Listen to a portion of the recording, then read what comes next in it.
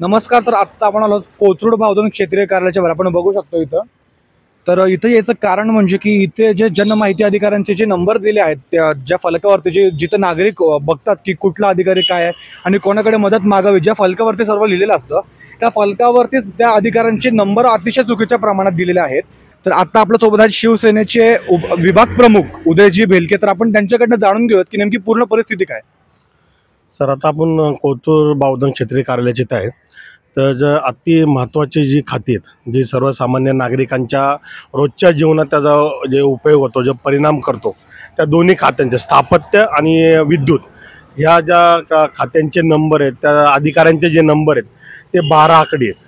तर 12 आकडे हा नंबर कसा आला, काय आला, प्रिंटिंगवाल्यांकडून मिस्टेक झाली, प्रशासनाकडून झाली, कुठून झाली ती माहीत नाही. वेळोवेळी माझे एक मित्र आहेत रोहितजी मारणे, यांनी वेळोवेळी त्याचा पाठपुरावा केला तरी ते चेंज करण्यात आलेला नाही आहे. अजून पण ते नंबर 12 आकडीचे आहेत, जे रोजच्या जीवनात लोकांच्या जे धरले जातात. आता इथून पुढे विद्युतचा काय परिणाम झाला, काय कुठे लाईट गेली तर कोणाला नंबर लावायचा, 12 आकडीचा नंबर लागू शकत नाही. स्थापत्यपणे कुठे गटार तुंबली, काय तुंबले, रोडचा काय प्रॉब्लेम आला तिथे ते 12 आकडे नंबर लावायचा कसा काय. मग हा दोष कोणाला द्यायचा? मग इथल्या स्थानिक आपल्या उपअभियंत्याला द्यायचा, प्रशासनाला द्यायचा का आयुक्तांना द्यायचा? हा विषय आमच्या प्रशासनालाच आहे. आणि स्थानिक जे आत्ता आहे तिथे क्षेत्रीय कार्यालयाचे अधिकारी त्यांनी याचं उत्तर द्यावं आणि पाठपुरावा करावा. नागरिकांनी जायचं कुठे?